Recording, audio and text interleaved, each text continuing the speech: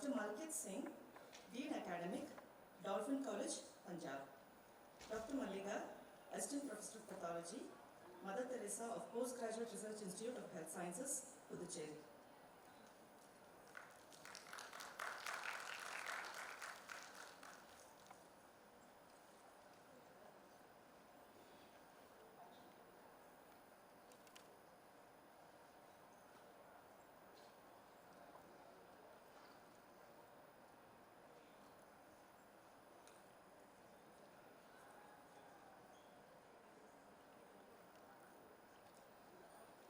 Sir, if you would like to inform the candidates about the rules of presentation.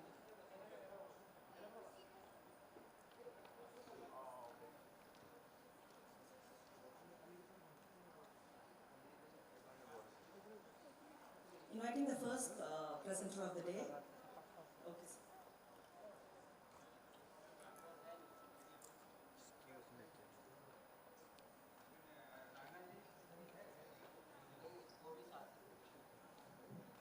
First of all, I request all the delegates sitting behind, they should come on the front seats. Please. All the delegates sitting on the back seats, they should come forward.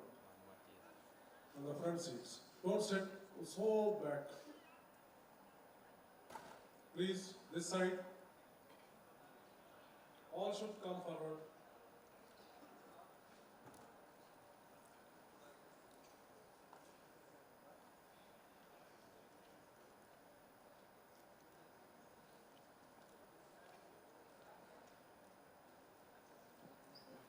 Now, we shall be starting our oral paper presentation session, and I am accompanied by Dr. Mallika from JIPMER Puducherry and Dr. Manoj Verma from GNCH. Both my colleagues are pathologists and I am a microbiologist. I have some instructions for delegates. Delegates, please listen, particularly presenters.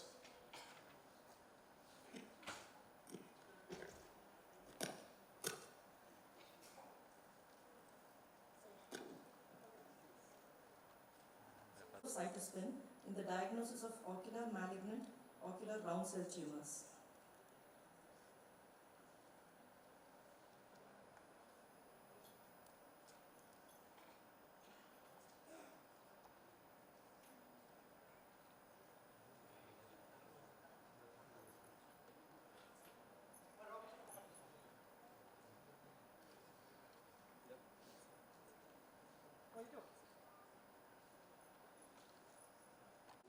Good morning, chairpersons. I am Nilima Sharma from Department of Ocular Pathology, RP Center AIIMS, and my topic is cytospin, role of cytospin in the diagnosis of ocular malignant round cell tumors.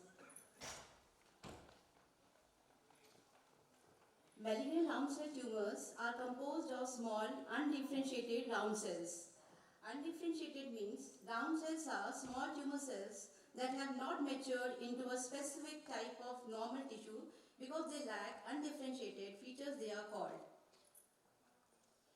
These include non-Hodgkin lymphoma, retinoblastoma, medullopithelioma and metastatic tumors. Usually non-Hodgkin lymphoma patients are in dilemma whether it is uveitis or non-Hodgkin lymphoma. That is called masculoid syndrome that leads to diagnosis. Early diagnosis is essential for the effective treatment and result preservation. The cytospin technique offers significant advantages as conventional cytology yields low cellularity. What is cytospin? Cytospin is a cell concentration technique by centrifugation based method. It produces a cell monolayer preparation on the slide and is very suitable for very small amount of samples, and it is stained by routine stain by Giemsa and TAP stain, and sometimes IC is sometimes for differential diagnosis IC is required. And lymphoma cells are often fragile and easily degenerate in the vitreous fluid. cytological features of malignant round cell tumors are, these are some cytological features which include small round hyperchromatic cells, cells nuclei appear darker than normal, these are hyperchromatic, and they have high nucleocytoplasmic ratios, and sometimes prominent nuclei may be seen. And they have variable polymorphism, that means their size and shape may variable, they are variable. Cell crowding and molding may be seen in retinoblastoma. Molding means they have a zigzag pattern type.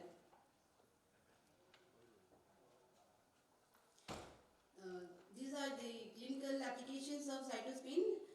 They differentiate between benign and malignant ocular lesions. That means you can differentiate by staining. It's a benign or malignant, and they help guide clinician to whether to give chemotherapy or enucleate the lesion. And they are very useful when biopsy is not feasible. These are two pictures, shows the clinical appearance of retinoblastoma. You can see the first early stage of retinoblastoma, in which in the eye is a white reflex called leukocoria, and the second picture is of stage 4, late stage of retinoblastoma. We hardly encounter these patients nowadays, because when the patients come from far away, then the patient is to the last stage. Coming to methods, there were 716 cytology cases which were received over the period of 2 years, and these included impression cytology, FNAC, Victor's aspirates, and other ocular fluids. 78 of these were processed by cytospin, and they were routinely stained, and IC was performed wherever it was necessary. And out of these 19 cases, IC was performed with this panel of monoclonal antibodies. Cytospin procedure, we took samples and load the sample in the cytospin chamber, centrifuge it and fixed in alcohol and stained the slide. These are the processing technique of cytospin. You can see the instrument used in the cytospin, and then a slide and the filter paper clip. We have sampled the clip, this filter paper over the slide, and the pouring the Victor sample into the funnel, and loading the sample into the cytospin, balancing it, and you can see the smear formed over the slide is the sediment has come over the slide. You can see, and that is stained by the Giemsa and Pfaff staining. Coming to the results, IC was performed on 19 cases of polydifferentiated tumors, and 10 of these were confirmed to be malignant round cell tumors, and the female preponderance with a median age of 21 years. And 6 cases were non-Hodgkin lymphoma positive for HCA and CD20, and 4 cases were diagnosed as retinoblastoma, in which IC was positive for synaptophysin. These are the cytological results showing the staining of Giemsa. You can see atypical lymphoid cells, large in size, irregular nucleus with prominent nuclei, with scant or moderately dependent cytoplasm. These are the immunohistochemistry of a non-Hodgkin lymphoma. You can see B cell, positive slide. This is a cytology result for retinoblastoma, Giemsa staining. These are densely packed down tumor cells with hyperchromatic nuclei, very scant cytoplasm, making the nuclei appear crowded, nuclei dark, coarse and dense, and cells appear compressed against each other. Treatment which was given to primary intraocular lymphoma patients they were treated with intravitreal methotrexate for 6 months, and they were also investigated for CNS lymphoma. The remaining cases were followed up clinically, and vitreous biopsy was repeated wherever it was necessary. So advantages of cytospin is it requires very small amount of sample volume. Sometimes the samples are received in a syringe hub. So in that case, we dilute with the normal saline and make centrifuge it with the cytospin. And cellular morphology is preserved because as soon as the sample is received, we immediately process the sample so that the cellular morphology is not lost. Results are very quickly, and they help differentiate between malignant, benign and inflammatory lesions. And of course, there are limitations also. They may yield very hypocellular samples. Hypocellular means the cell concentration is very low. Sometimes the slides may not be available for further investigations for IC and special stains. requires psychological interpretation, immunohistochemistry may still be needed. Conclusion, cytospin is simple, cost-effective and reliable advent in diagnosing malignant round cell tumors, and when it combined with IST, it improves diagnostic accuracy, enabling timely and precise management. Cytospin preparation can be applied for molecular techniques in order to give targeted therapy. I thank my faculty and staff, my colleagues, and thank you.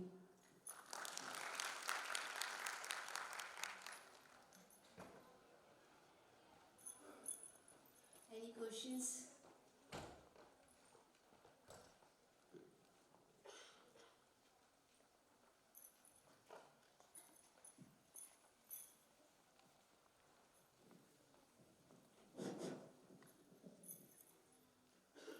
Thank you, Ms. Nilima. So, it was a nice presentation. I have a question. What about the advantage of cytospin over normal centrifuge? What are the main advantages while doing cytospin?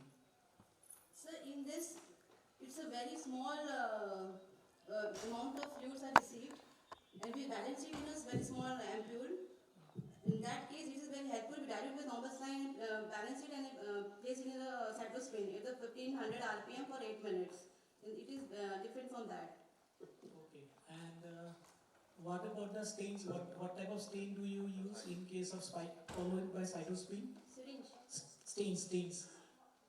You use Zimsa stain and Pap stain. Yeah, Jimsa staining and Pap staining, and sometimes special stains are also required, and other case IC is also required. And what is the advantage of Pap stain over Zimsa stain? In that case, we can see whether it's a malignant. If it is a malignant and we are suspecting some non-Hodgkin lymphoma cells are there, typical cells are present, then we go for ISC. Okay. Thank you. It was a nice presentation. Thank you, ma'am. You did only cytospin or you compared with conventional method, ma'am? Directly the sample you processed in cytospin? So, ma'am, in conventional cytology, we usually directly make the smears. No, I know that. I'm asking that you did both methods or you did only cytospin? Only cytospin, ma'am. Only cytospin. Yeah. How much amount of the sample you get and how many smears you can make with that sample? You see, sometimes it's a 0.1 and sometimes in a hub.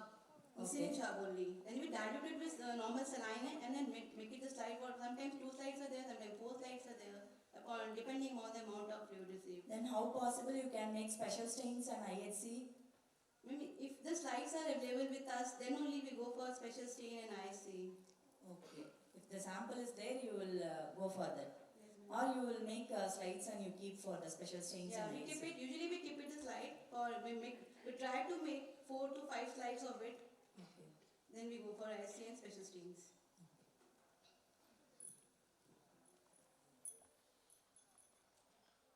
Thank you. Thank you, ma'am. Thank you everyone for cooperating me.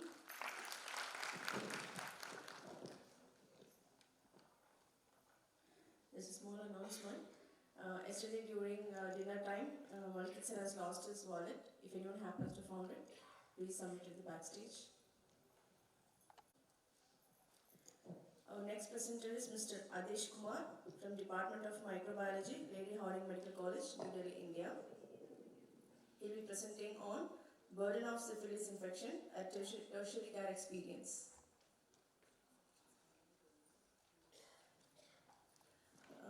There is poster presentation is parallelly arranged. If anyone is interested, can go there.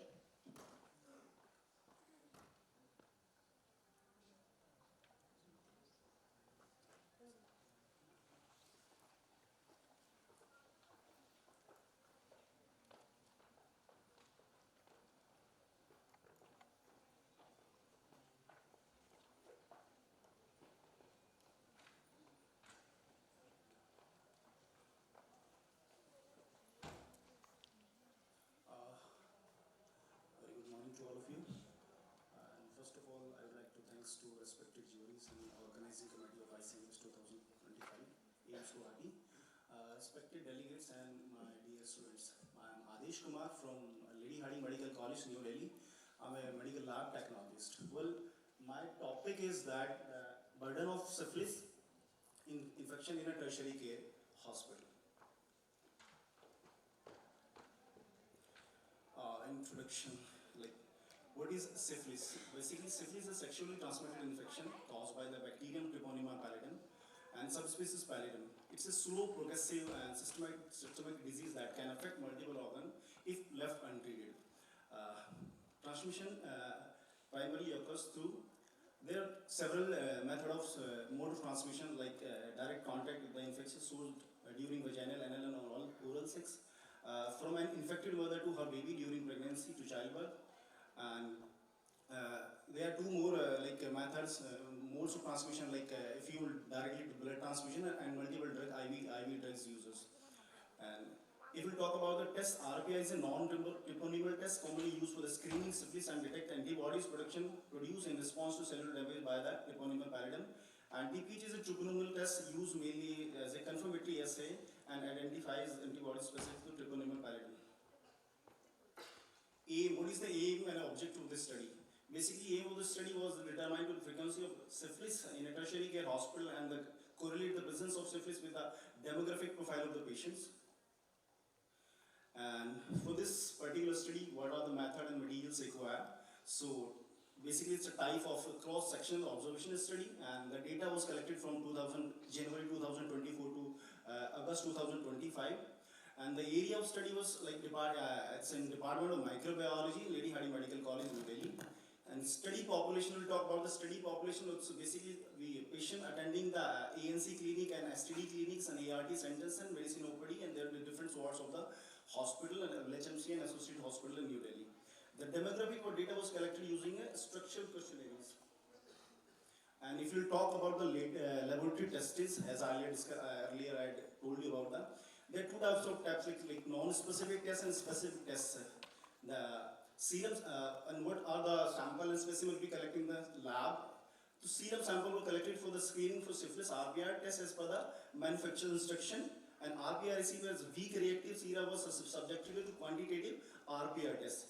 Both the quantitative and qualitative and quantitative RPR tests were done as per the manufacturer's instructions. Carbogent tulip, which is the carbogent tulip diagnostic powder limited, and TPHA, treponemal pallidum hemagglutination, which is a biored, was performed on the reactive RPR sera to confirm the presence of treponemal antibodies.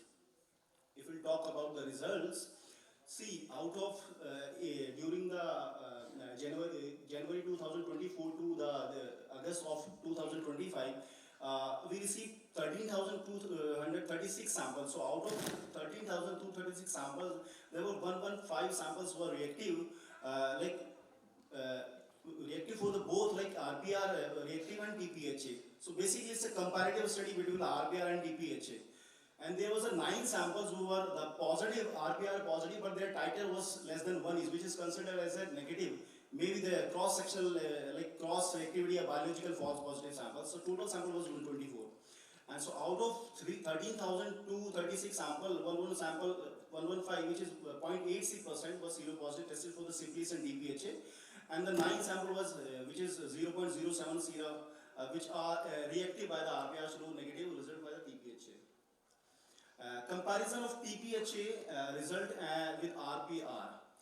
So the samples TPHA was 58 and 58 samples was positive for RPR and 57 for more than 8.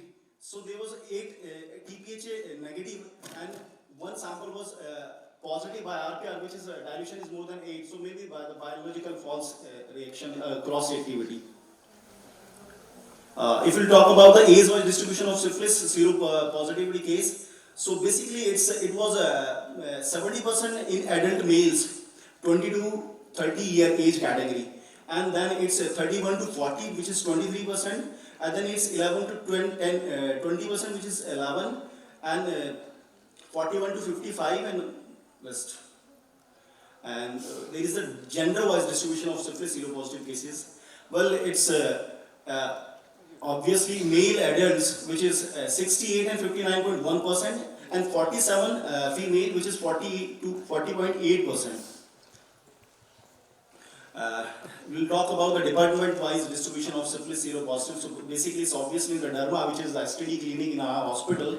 So the male patient was 51 and 21 was female. So totally 70%. And then the ART clinic, antiretroviral therapy centers, which is 11 for male and 4 for female. And there is one more interesting thing. We just received we just have the human milk bank. So we just received the samples from human milk donors. So there is a samples which is 1 or 2 samples we just received which was positive for that particular patient who have done the milk for the milk bank. And it's a correlation between syphilis seropositive and demographic profile. Is a age wise which is if it is less than 30 years 76 positive, and more than 30 years 39, and there is a kind of data which is collected by the patients and their illiteracy and their education and their like kind of business and job profile. So basically we just found in the rural area it's much more than the urban area, and lack of literacy it's more than the education. And basically, it's a conclusion. So the study highlights the use of specific troponomal tests in the addition of non-troponomal tests improve the diagnostic accuracy.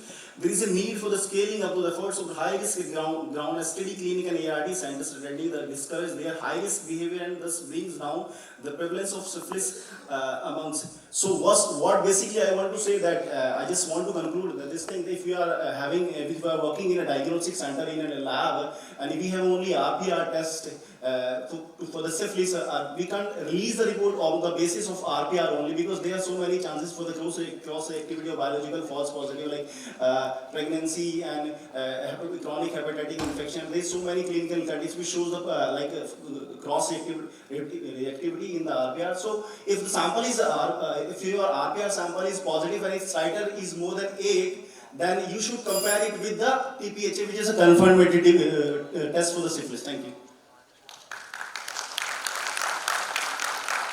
Any questions? Thank you, ma'am.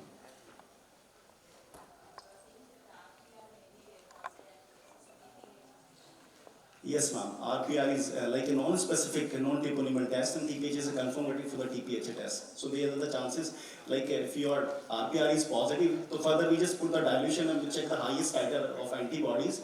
If it is more than 8, so it's considered as a positive, but for the confirmation, we just put the TPHA for the confirmation. But if the titer is less than 1:8, so it may be biological false reactive and TPHA is negative. So that's why we are doing the 2 tests like RPR and TPHA in our lab.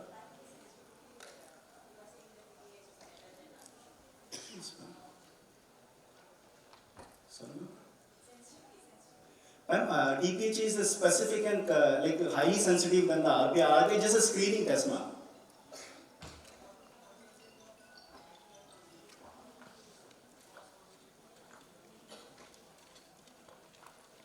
Sir, it was previously I told you it was 0.08%, which was like 9 sample was out of 13,236 samples. 9 sample was RPR positive, but TPH is negative. And in that out of 9 sample, the 8 sample was less than 8, and 1 sample was more than 8, 1:8, but TPH was negative. So they took this maybe due to the biological like cross false positive. Thank you so much.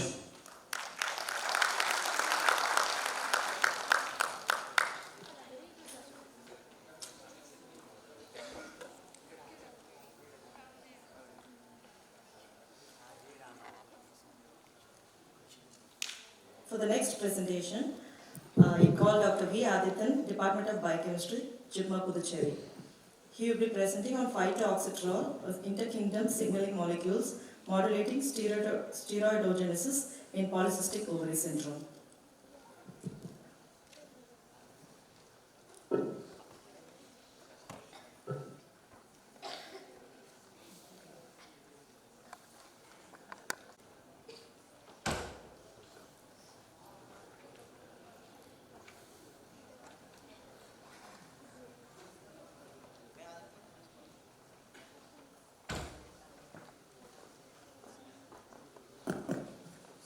Shall I start?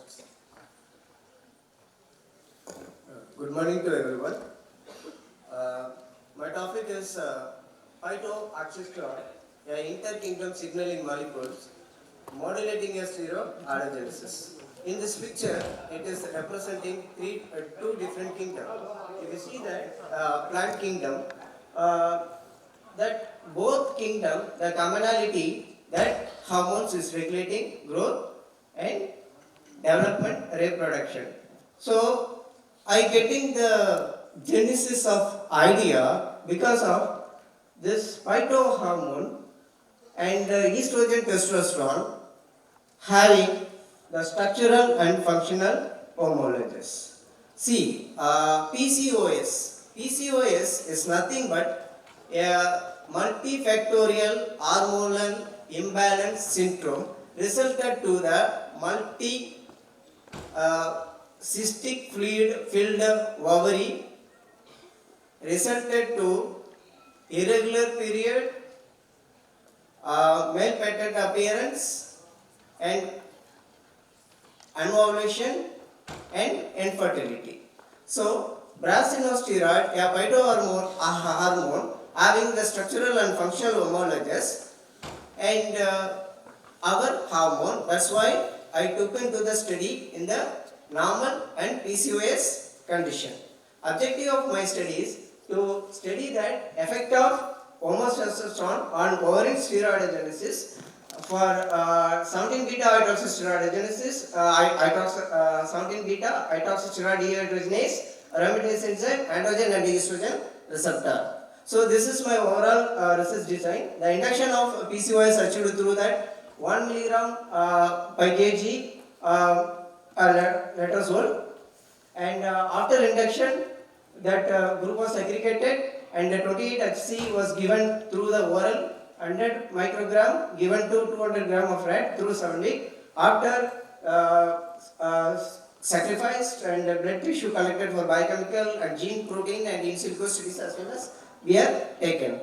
In this result we see that estrous cycle, the group see that in that B, PCOS group, the estrous pace will be increased because the leukocytes will be more. After treatment the cycle will be normal. In this ovarian histology we can study, in that disease group, that PCOS group, the more amount of the periphery of the ovary have the fluid filled sac, that is the cystic, polycystic we can call as, and after treatment received it getting the normalized. This is a blood biochemical overall, the glucose, triglycerides, cholesterol reverted to the normal level after giving the treatment.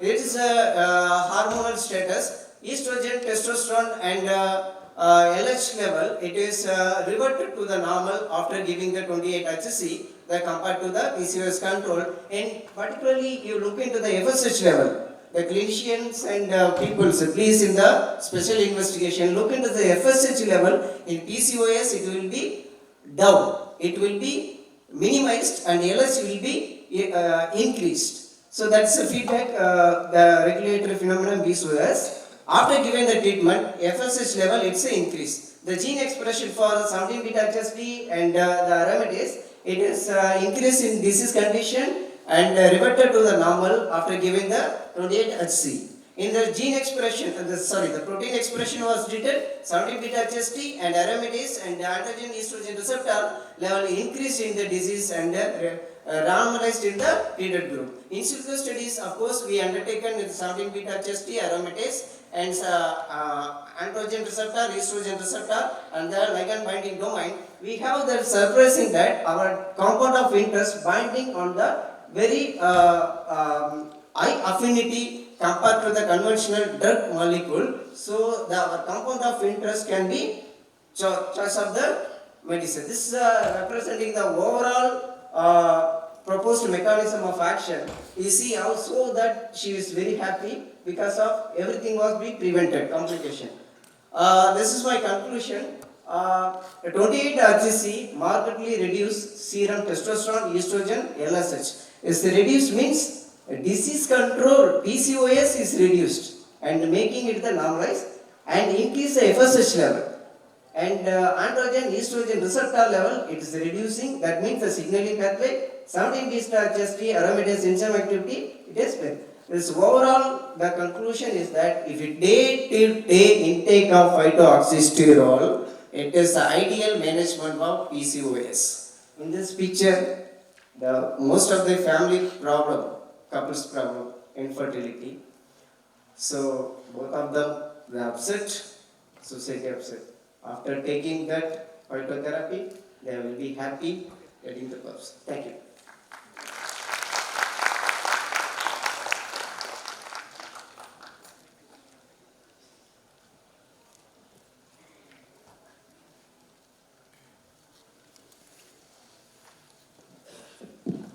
Thank you, Dr. V. Achitan. Thank you, sir. So, what is the clinical significance of this phytoxysterol in PCOS? Sorry, sir. What is the clinical significance of phytoxysterol in? Actually, the phytoxysterol clinical significance,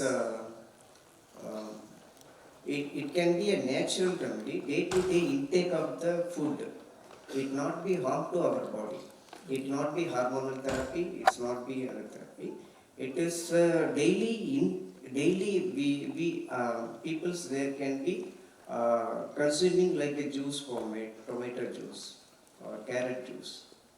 That can be useful and it will be can be replaced for intake of hormonal therapy Okay. and other therapy to be preventing the complication in that other if you take paracetamol also we getting so that any drug molecule, so it's a natural remedy and it's that is present the pure compound actually isolated from this natural thing and we worked in through the V.S. Vandana Puri from National Chemical Laboratory, CSI institution, we are collaborator for this research.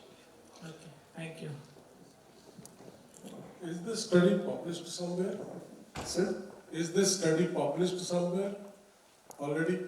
No, sir. No. This study will not be published. But this is a part of the study actually. If I am not wrong, I had seen one of your slide where it was mentioned that approval was taken in 2018. Yes, sir. Study still going on because the COVID time. After getting the funding and other things, we started approval. What type of approval you took? Sir? What type of approval? What type of approval Animal you ethics. got? Animal ethics. Animal ethics. Animal ethics only getting, after animal ethics, we are applied for funding and other things. After getting funding, due to the COVID, we are getting the lack of starting the work, sir. Okay. Any question from the audience? Okay, if not, thank you very much. Thank you, sir. Thank you.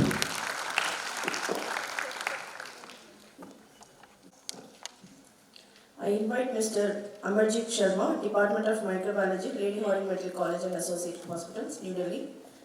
He will be presenting on distribution of HSV1 and HSV2 based on socio-economic factor in patients attending STD clinic of tertiary care hospital.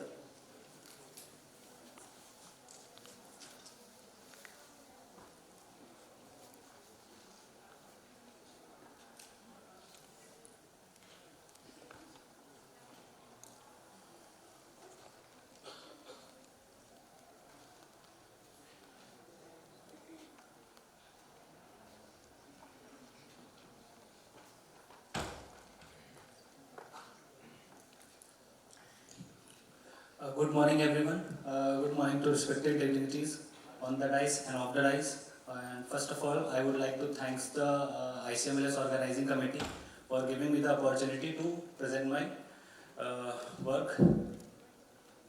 So my topic is distribution of HSV1 and 2 based on socio-economic factors in patient attending STD clinics in tertiary care hospital.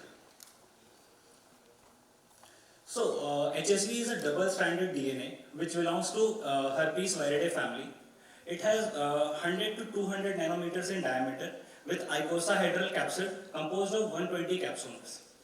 HSV can establish a lifelong persistent infection in their host and can undergo periodic reactivation as well as a potential significant complication in immunocompromised host. HSV mainly spread through direct sustained skin-to-skin contact and through oral sex and vaginal sex being the most common mode of transmission. HSV is subdivided into two parts, basically HSV1 and HSV2. HSV1 generally causes symptoms or disease in upper body like underarms, lips or face or fingertips, between the fingers. Mainly it causes cold sores, and HSV2 generally cause infections in bottom area like our groin area, genital area. It causes blisters and rashes with a lot of itchings and pain. The objective of my study is to study the distribution of HSV1 and 2 in patient attending STD clinic based on their socio-economic factors and their education and qualification details. So, total number of 120 samples, swab samples are collected, which are genital and some are non-genital samples, collected from period of 1 year from August 2024 to August 2025. HSV detection I have done through DNA isolation by silica column based method and further processed by Tachman probe based multiplex PCR.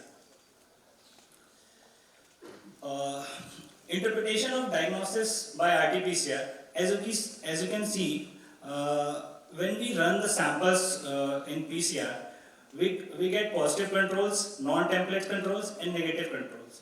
In positive control, you can see there are different graphs which are showing a sigmoid curve.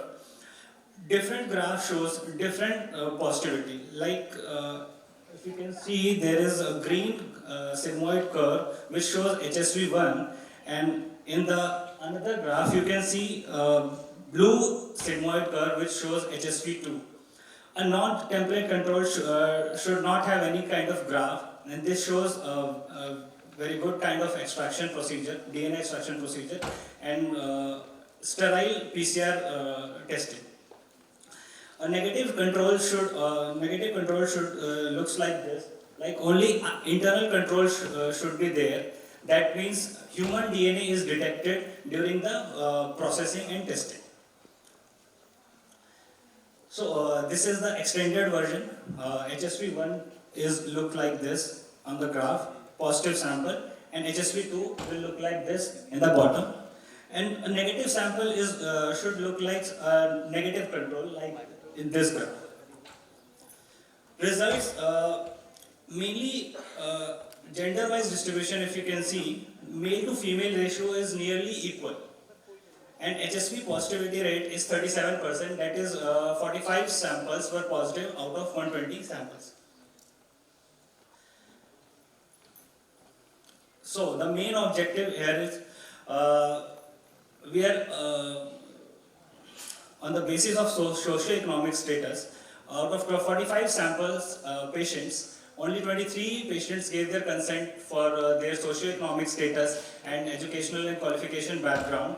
Among them, 74% of patients belong to middle income group with secondary education, followed by 21% from low income group and 4% for high income group.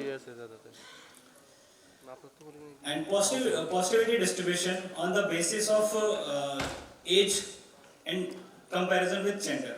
Mainly the age group between 26 to 35 are highly shows high positivity rate in HSV1 and 2 with nearly equal male to female ratio, and a very I can say difficult thing with this is all the patients, mostly all the patients have history of polyamory, and followed by 16 to 25 year age group which have 31% of contribution in positivity.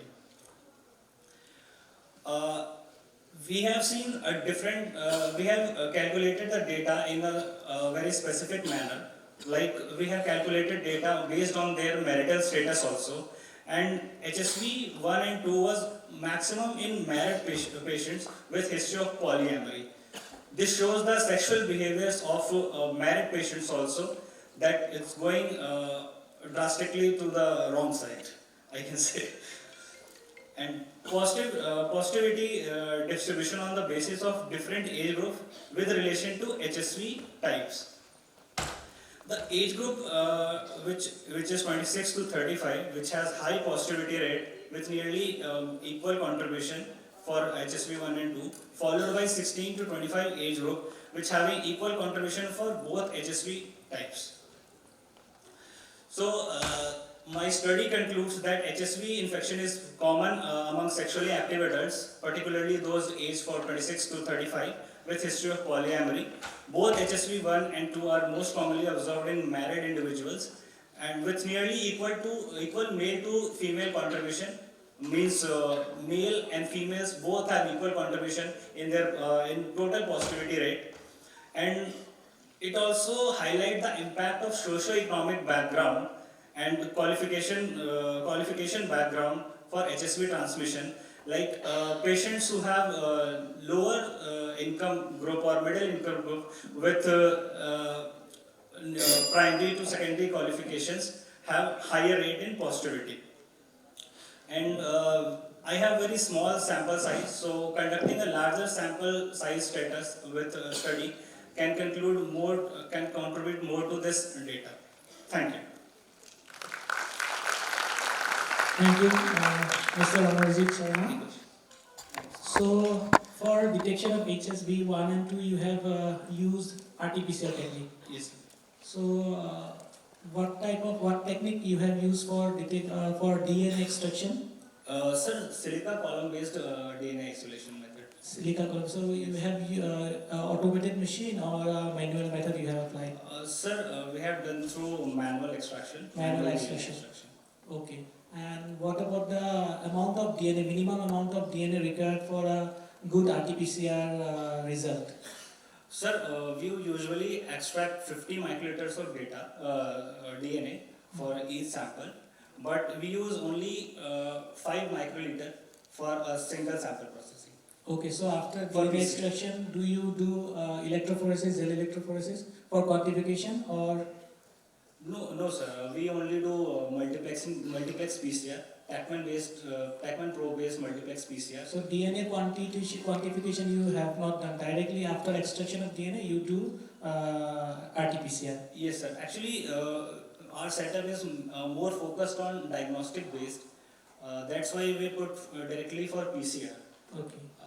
If we have a research point of view, then we can use the DNA for nanodrop to check for their quality and other things like you said, gel electrophoresis for different parameters or research point of view, sir. Okay. Thank you.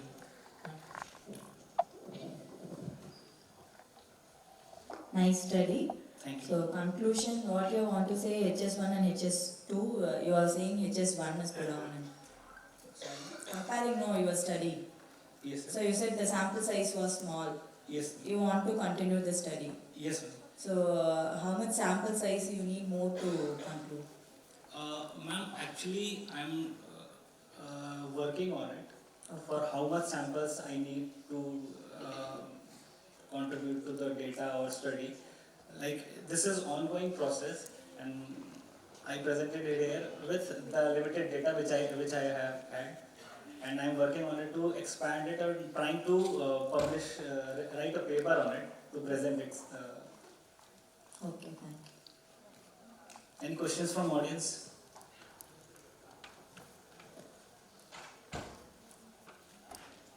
Thank you.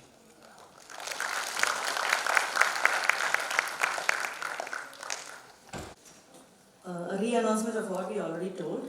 Dr. Malkit Singh had missed his wallet yesterday during dinner time.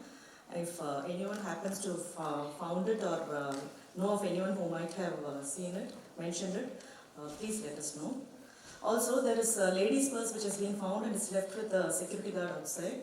So anyone who's missing can collect it. For the next presentation, I call Ms. Ripal Sadhu, Parul Institute of Paramedical and Health Sciences, Parul University. She'll be talking about antimicrobial resistance patterns in urinary tract infections. a dynamic comparison of CAR-T versus non-CAR-T cases in a tertiary care hospital.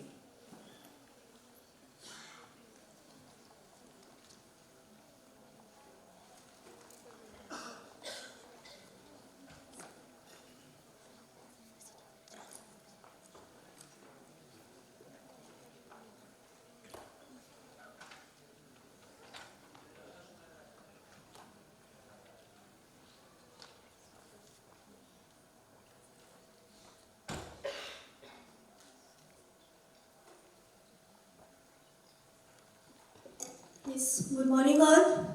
Myself Rimple Sadhu from Parallel Institute of Allied and Healthcare Sciences. Today I am going to present about antimicrobial resistance pattern in urinary tract infection, a dynamic comparison of CAR-T versus non-CAR-T cases in tertiary care hospital. So urinary tract infection, that is basically part of urethra system, while a catheter infection is via catheter leading to higher illness cost and hospital stays. CAR-T are common hospital infections mostly caused by E. coli rising resistant to fluoroconins and ESBL production makes treatment difficult, stressing to need understand the resistant patterns. Aim of my study to evaluate and compare the antimicrobial resistant patterns in CAR-T versus non-CAR-T cases. Objectives to investigate the demographic and clinical characterization, patients with both UTI groups, to analyze the compare the AMR patterns to pathogens isolated from each group. So inclusion criteria, patient diagnosed with UTI were confirmed based on clinical symptoms and their laboratory results. Excluded criteria we exclude the recent genital surgery or instrumentation, incomplete medical records or missing data. Then the individuals with urinary catheter in place less than 48 hours, they are not considered, they likely classify as the CAR-T. Study design, a comparative observational study was conducted in the tertiary care hospital, analyzed antimicrobial resistant pattern along CAR-T with non-CAR-T patients. Data collection, we have collected the data, urine culture and antibiotic AST were obtained from the hospital microbiology department and medical terrorism urine test support. Out of the total 1049 reports, 251 culture positive were included in the analysis. Method sample processing, urine sample culture on nutrient McConkey and clade agar, significant growth analysis, identification by Ramstein biochemical test and Vitek2 system. AST we are done by the microscope Vitek2 system, data analysis by Excel and resistance method. So, a total number of 10 samples were analyzed, of which 251 shows a positive bacterial growth. In that, 31 patients have a catheter. In that, 7 of them were diagnosed with CAR-T. These show the patient that with catheter are more likely to get infections, highlighting the need of proper catheter care and hygiene. Distribution of microorganisms. The most common organism identified E. coli with 116 isolated, making it most predominant. It was followed by Klebsiella species with 47 isolates, Enterococcus with 41, and other organisms like Pseudomonas with 18 isolates, Candida with 17, Staphylococcus aureus with 5, and Acinetobacter with 3. Overall, the chart shows that gram-negative bacteria, particularly E. coli and Klebsiella, were the major isolated in the study. So here there is antimicrobial resistant profile of E. coli. E. coli shows highly resistant ampicillin, nalidic acid, and ciprofloxacin. Moderate resistance was seen in ceftazidime, cefixime, and ceftriaxone. The isolate remained largely sensitive of fosfomycin and atrapenam and amikacin, showing good treatment response. Resistance trend were almost similar along male and female patients. Antimicrobial resistance profiles of Klebsiella species. The Klebsiella species are resistant pattern across the 18 different antimicrobials. They are resistant observed ampicillin, amikacin, and observed with ampicillin, amikacin, tetracycline, followed by the moderate resistance ceftazidime, cefalozine, and ceftriaxone. Low resistant level are seen fluoroquinones, ofloxacin, norfloxacin, and gentamicin, including these antibiotics may be more effective treatment to the Klebsiella species. Here there is all over resistant pattern across the uropathogen. The result shows that antibiotic resistant pattern for major uropathogen like E. coli, Klebsiella, Proteus, Pseudomonas and Enterococcus species. E. coli and Klebsiella show higher resistant rating to 100% to most beta-lactam antibiotics such as ampicillin, cefixime, ceftazidime and ceftriaxone. Moderate resistance was observed in the fluoroquinolone like ciprofloxacin and levofloxacin. While carbapenems such as imipenem and meropenem were more effective showing resistance below 30%. More effective showing resistance below 30%, overall E. coli was the most predominant resistant organism, followed by Klebsiella species where Enterococcus species showed the lowest resistance among the tested isolates. Here there is my conclusion. In this study, E. coli and Klebsiella species were most common pathogens isolated from Prothi and non-Prothi both patients. High resistance was noted in beta-lactam antibiotics like ampicillin and cephalosporin. Was noted against beta-lactam were found fosfomycin was the most effective drug. Cortic case showed higher infection rate and more resistant compared to non-cortic cases, emphasizing the importance of proper catheter care, aseptic techniques and regular monitoring. Overall, the findings highlight the urgent need of antibiotics towards infection control and reduce microbial resistance. These are my reference. Thank you. Thank you for listening.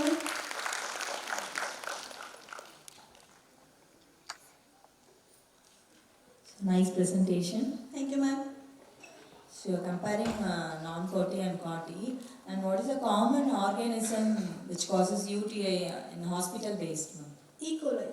E. coli. Yeah, that is predominant organism, but in hospital side we most that is Pseudomonas. In catheter cases, they are producing a biofilm formation. E. coli in both Yes. COTY and non-COTY, the both predominant Yes. organism is E. coli. Yes. Thank you, ma'am. Did you consider significant bacteriuria? Yes, E. coli, sir. Significant bacteriuria. Yes, sir, there is 10⁵ CFU per ml. How many? 10⁵ CFU per greater than equal 10 to to 10⁵ CFU per 5. ml. Yes. Okay. Yes, sir. Were there any cases where you could find less number of organisms, and were those were considered or not? No, sir, we don't consider because the COTY CLSI guideline, COTY are defined as more than 10⁵ bacteriuria plus symptoms like fever and then catheter more than 48 hours. Okay. But if the patient is on antibiotic, which they are usually in case of COTY cases, Yes, sir. the less number of organisms may also be considered as significant. No, sir, we are not considering that. Because the patient is already on antibiotics, so the number will not be significant in those cases. So less number is considered as significant in Okay, the sir. cases where the antibiotics are But they are being treated, but we doesn't include in our study that patient. But if you would have included, then the scenario would have been different. No, sir, we have excluded that patient. What was the reason to exclude? Significant because where we collect only that patient that affect that pursue the CLABSI guidelines or COTY guidelines. Sorry. But significant bacteriuria is considered for those cases who are not at all taking antibiotics. Yes, sir, they are. Otherwise, significant bacteriuria is not considered. It's not considered in that case. Okay. Even if you find 10 organisms or 10 colonies on the plate, Yes, sir. if the patient is on antibiotic therapy already, you Yes. have to consider those significant.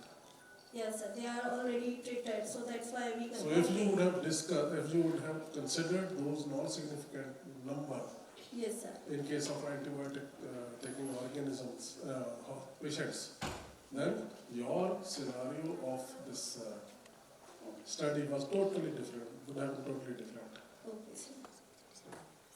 Anyway, it was a nice study. Thank you, sir. Thank you very much. Any question from the audience? Yes, please. Mic, please. Mic to the.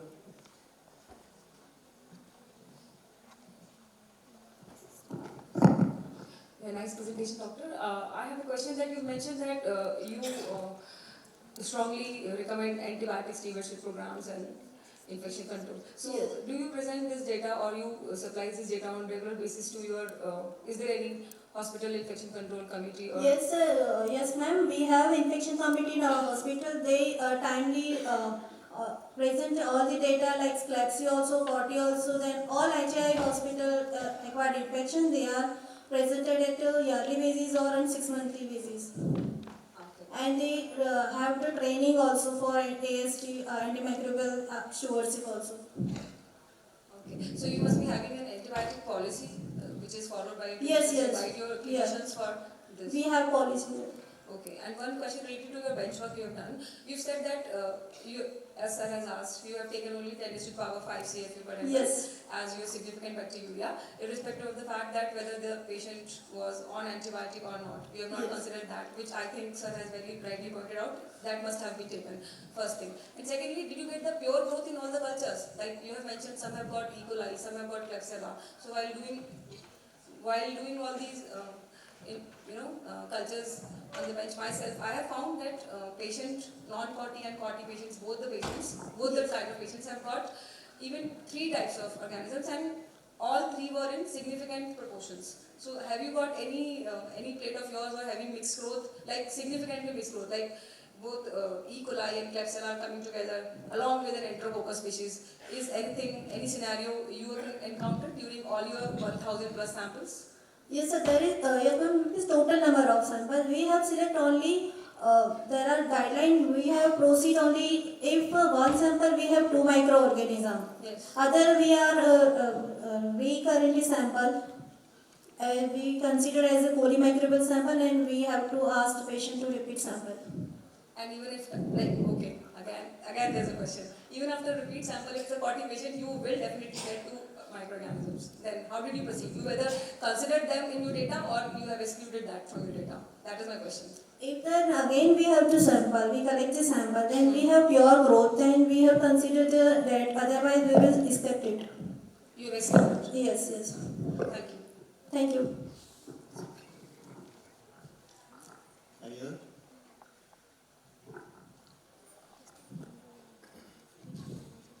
Okay, Thank thank you. you. Thank you, sir. Thank you, ma'am.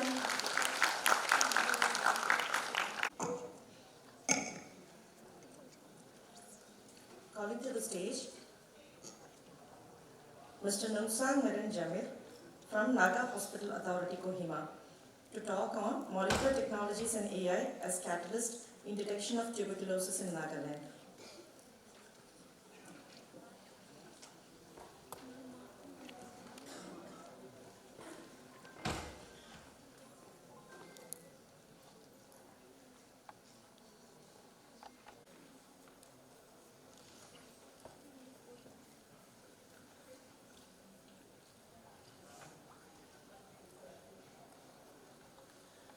A very good morning to each and everyone present here.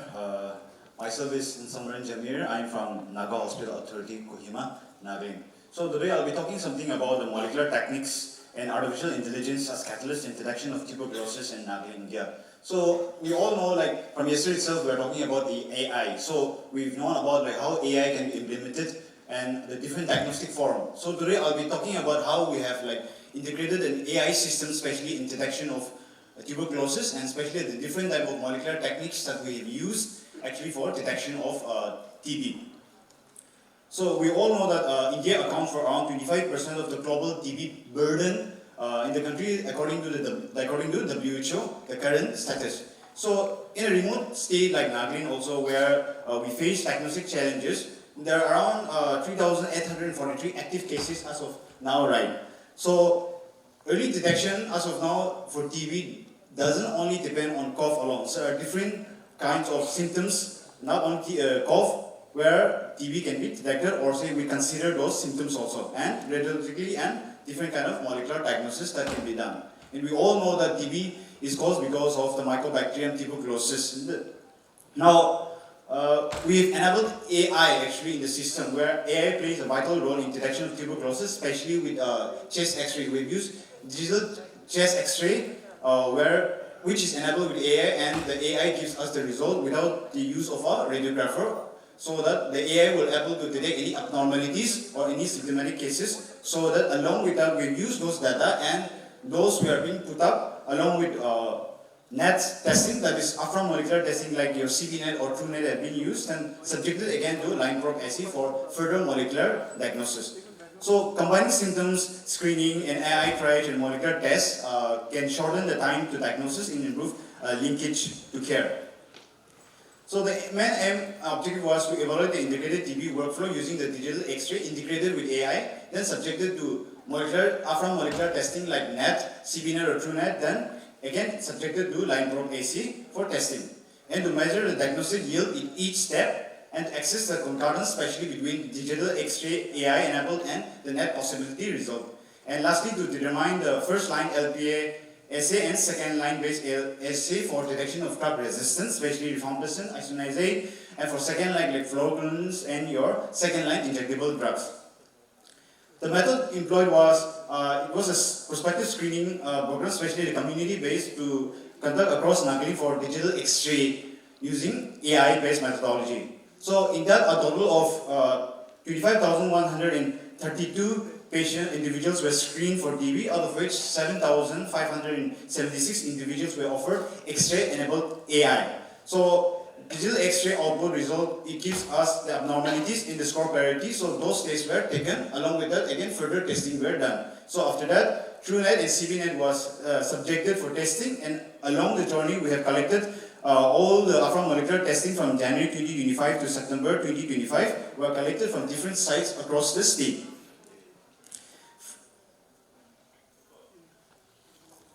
Furthermore, now even line probe assay was also done. After that, where line probe assay was done at TB Culture and Drug Substance Testing Laboratory, Department of Microbiology at Naga Hospital Authority, Kohima, for further testing where NET samples were positive. So a total of 1,366 diagnostic samples were received from MDR-TB. Suspected patients were received from January till September 2025 in the laboratory.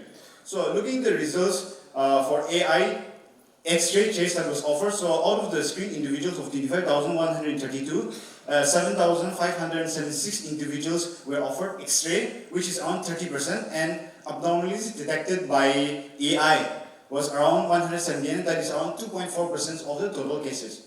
But if we look at the vulnerable individuals, symptomatic and vulnerable individuals, it was around 17,542, out of which 7,025 were around offered X-ray, out of which that is around 40% of the total individual where abnormalities were detected in 131 cases. That is around 1.9%. So majority of the AI test was AI X-ray was done from districts from the capitals, where in Kohima districts where majority of the tests were done, like around 5,910 samples were offered, especially strictly from the district itself, out of which symptomatic were around 598 and vulnerable were around 5,396. So AI abnormalities detected, related abnormalities were detected around 368 patients, that is around 6% of the total cases, out of which AI detected TB negative was around 82%, that is around 4,841 cases. Now where in that sputum eligible were around 901 cases, that is around 15% of the case, where sputum, we were able to collect sputum only from 90%, that is around 812 cases, out of which 22 samples were, sputum samples were positive, that is around 3%. So sputum positive, we've done it for molecular testing, we've put up for NET testing, that is your CBNet and your TrueNet. So as of now, it's from molecular testing right now, so all those subjected by AI were subjected to sputum testing for microbiology confirmed, so out of which 3% were positive. So around the country, we have collected around 17,038 cases of NET samples from during the duration, so out of which 15,154 cases, that is around 18% were MTB negative, out of which only 1,884 patients were positive, that is around 11% of TB positive patients, out of which of the 1,884 rifampicin resistance was not detected in 1,684, that is around 89%, but only resistance for rifampicin was detected in 92 cases, that is around 5% of the total cases.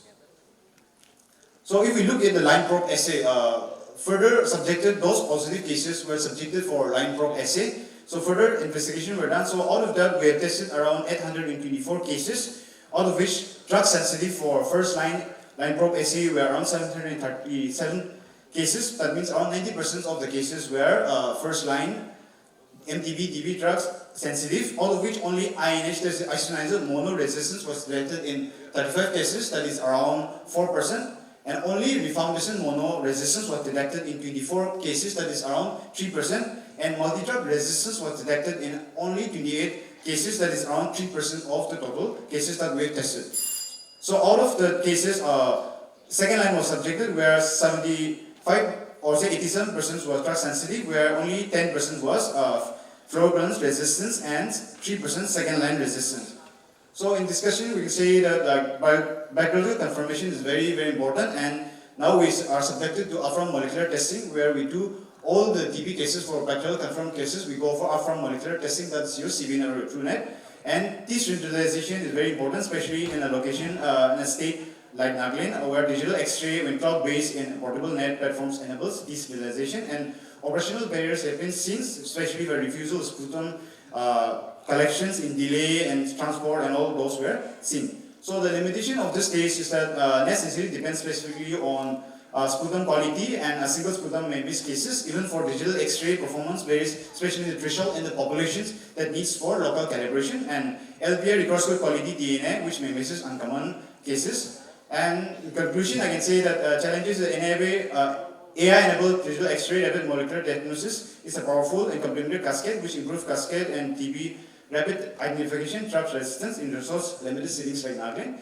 The success depends on logistic, data-driven threshold. And in summary, we can say that integration of AI chest X-ray with molecular diagnostic transform TB detection more accessible in a diagnosed setting, bringing precision, speed, and accessibility closer to the community level.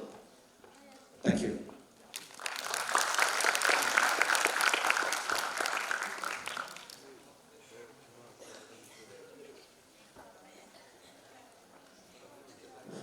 Thank you, Mr. Nungshan. So, in your study, you have used artificial intelligence. Yes, So, actually. artificial intelligence you have used for reporting of the X-rays or other molecular techniques also? No, sir. Actually, only for X-ray, sir. We have used digital X-ray. So only for portable reporting digital of the X-ray. X-rays, Yes, sir. you have used artificial intelligence. So what about the sensitivity of artificial intelligence? Is it always correct, or is there any fallacies in artificial intelligence? So actually, you can see that with that we have compared whatever we have got the data, we compared it with molecular testing. That's from molecular testing. That's NAT. So we have seen that only 3% of the cases, 3% from artificial intelligence were positive for sputum TB. That's around for microbically confirmed cases. 3%. 3%. So 3% is somehow quite less actually. So it's not very significant. So we have to look at a very bigger data to see that yes. But as a screening tool, where in the places settings like our states, there are very less radiographers and very places where X-ray can't be done. So this digital X-ray, we can go to the very remote places, get the X-ray done, and with the help of the X-ray, we can screen the patients. Then with the data which we get, actually those data abnormalities that's been shown by the digital X-ray with the help of AI, we subjected those for molecular testing. And molecular testing, we collect the samples from there, come to the site where there is molecular site testings, we do the testings and give the reports. So you think AI is helping in your study? AI is helping a lot. Definitely, sir. Actually, in places like us, it's definitely helping us screen the patients. Okay, thank you.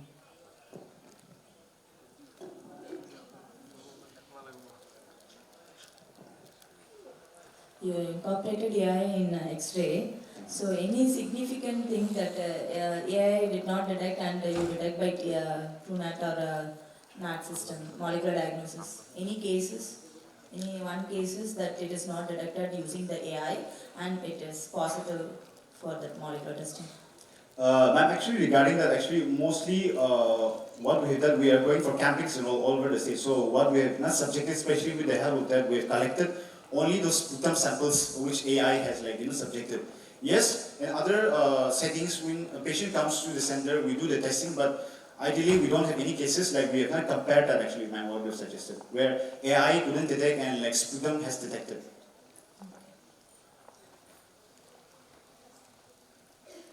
Thank you. Thank you.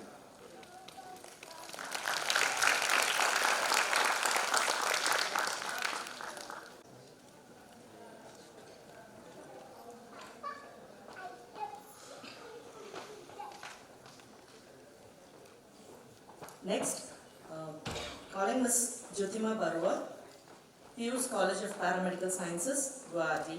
She will be talking on the prevalence of multi-drug resistance in Acinetobacter baumannii, isolated from tertiary care hospitals in Guwahati. Then, Mr.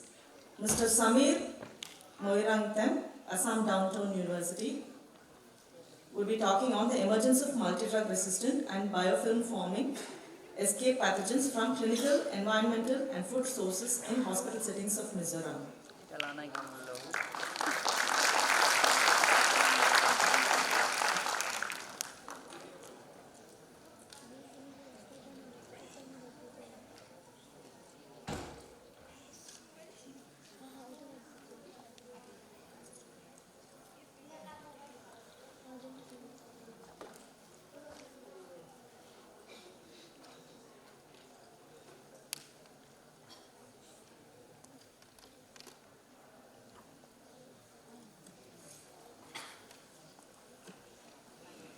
A very good morning to each and everyone. So today I'm going to present emergence of multi-drug resistant and biofilm forming escape pathogens from clinical, environmental and the food sources in hospital setting of Mizoram. So introduction. Escape group, it includes Enterococcus faecium, Staphylococcus aureus, Klebsiella pneumonia, Acinetobacter baumannii, Pseudomonas aeruginosa and Enterobacter species. Why it is very major concern? These bacteria, they can escape the effect of many antibiotics, so that is the major concern. Global health challenge, rapid rise in the antibiotic resistant, treated effective infection controls we needed. And hospital impacts, they are responsible for the large share of hospital acquired infection and high morbidity rate. So beyond hospital, recently found in food sources like example of meat samples and then many samples shows spread beyond the healthcare settings. Cross-contamination risk indicates possible transfer from hospital and the community. So the purpose of my study is comparing the prevalence of escape pathogens in clinical specimen, environmental and the meat samples. So objective of my study is this study aims to explore the prevalence and potential sources of escape pathogens within hospital environment with a specific focus on any linkage with the meat that is sold in and around the market of Mizoram. So for this research, we have took the ethical clearance obtained from the IEC response and required permission were obtained from the hospital and the consent were taken from all the participants. So altogether, we collected around 200, we collected samples of 200 samples, and from the clinical samples, we collected 100, including bowel, tracheal aspirate, urine, blood specimens. And then from the meat sample, we collected the chicken, pork, beef, fish, and mutton. From environmental, we collected from the wards, OPD, kitchen, operation theater, emergency, and the ICU. So the methodology. The sample collection, food meat samples collected aseptically from different sources, the sample processing, homogenized and enriched for the isolation, laboratory diagnosis, we culture on selective and differential media, morphological examination, we perform gram staining and colony morphology, and for the biochemical identification, we did IMPIC test, catalase, coagulase, and urease, etc. So for the antibiotic sensitivity testing, AST test, we use Kirby-Bowers disc diffusion method, and for MDR determination, we perform Congo-Red, agar, and tissue adherence method. And for the stock preparation, we use 20% glycerol, and we did the statistical analysis. So these are the antibiotics I used during my research. So these are the coming to the finding. So overall, this is the prevalence of escape pathogens in hospital, clinical, and the environmental. So the majority, the Staphylococcus aureus shows the highest prevalence of 36.3 and the least Enterobacter species. And the second one largest is shown by Klebsiella pneumonia with 27.2%. So prevalence of escape in clinical samples, urine shows the highest positive rate, which is followed by pus and then tracheal aspirate and then bowel. So from the clinical aspirate, Staphylococcus shows the highest prevalence with 41%, which is followed by Klebsiella pneumonia with 34%, and the Pseudomonas aeruginosa 16%, Enterobacter 3%, and then Acinetobacter baumannii 6%. So again, the prevalence of escape in mid samples. In mid sample also, surprisingly, the chicken shows the highest prevalence. And the pork, beef, fish, and mutton, among these different samples, chicken shows 35.5% of contamination with escape pathogens. So from the mid samples, Enterococcus faecium shows the highest prevalence with 36%, which is followed by Staphylococcus aureus 29%, which is again followed by Acinetobacter baumannii with 21%, and the last but not the least, Klebsiella pneumonia also showing 14%. Coming to the prevalence of escape pathogens in hospital environment. So in the hospital environment, the emergency shows the highest prevalence, which is followed by the ICU. Actually, ICU is supposed to be very sterile, but during our studies, it shows very contaminated. So from the hospital environment then, Staphylococcus, again Staphylococcus aureus shows the highest prevalence with 35%, followed by Klebsiella pneumonia with 25%, and Pseudomonas aeruginosa 5%, and Acinetobacter baumannii 10%. After this one, we perform the AST patterns. So this is the antibiotic patterns of escape pathogens isolated from clinical, hospital, and then mid samples. So these are the resistant antibiotics. So from this one, the Ceftriaxone shows the highest resistant, and then which is followed by the PIT. So coming to the biofilm formation, total we isolated 66 number of escape pathogens from altogether 200 samples. From this one, 61.1% are forming biofilm, which is very concerned. So among this one, again Staphylococcus aureus form the maximum number of biofilm with 36.7%, which is followed by Klebsiella pneumonia with 24.3%. And the least it is found in the Enterobacter species, mainly Enterobacter aerogenes and Enterobacter cloacia. So we classified biofilms into three types: weak, moderate, and strong. This is we classified based on the optical density control value. If it is less than 2, we take as none or weak. If it is between 2 to 4 ODC value, we used to take this as moderate. If the ODC value is more than 3.5 to 4, we consider that is the strong biofilm organism. So coming to my discussion, escape group, all this Enterococcus faecium, aureus, Staphylococcus pneumonia, Acinetobacter, Pseudomonas aeruginosa, Enterobacters, they are mainly not only found in the hospital environment, they are also found in the mid sample and even in the clinical samples. So major concern, they are key contributors to the global antimicrobial resistance, and then their unique factor, they can escape the action of the antibiotics. So my study focus examined spread of escape pathogens across clinical, environmental, and the food samples. And the study location we conducted in the hospital Benicities in Mizoram to trace transmission route. So key finding, the most prevalent isolate is Staphylococcus aureus, followed by Klebsiella. So they are mainly found in the urine and the wound specimens. Next common pathogen is Klebsiella and Pseudomonas aeruginosa. The major global comparison is aligned with the world data, that is Staphylococcus aureus shows the highest prevalence in urinary and respiratory tract infection. So finding from the meat sample, meat products near hospital shows bacterial contamination. Main isolates are Enterococcus faecium, Staphylococcus aureus, and the possible cause during the slaughtering of the meat or because of this spillover from the intestine, they may be contaminated. So from the antibiotic resistance, the carbapenem shows more than 98% resistant, and then 88% are resistant to penicillin derivatives. So for the biofilm formation, many isolates shows strong biofilm producing ability. Biofilm enhance the ability to antibiotics and disinfectant. So that is the major concern why I choose this topic. So high prevalence is that organism pathogens, they are found in the ICU, surgical wards, and the general wards, and then major contributor to the hospital acquired infections. So antibiotic, that can be because of the overuse of the antibiotic or the misuse of the antibiotics, and contributing factor can be immunocompromised patient, invasive medical procedure, and poor infection control practice. So in food chain linkage, not only this escape pathogen, they are also found in the meat samples. So comprehensive study, this study reveals how escape pathogen extend beyond hospital setting, not only in the environment, not only in the clinical. Thank you. Yes, any question?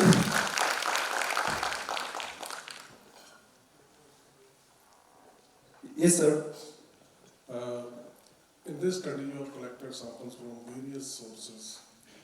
Pardon, sir? You have collected the samples from various different sources. Yes, sir.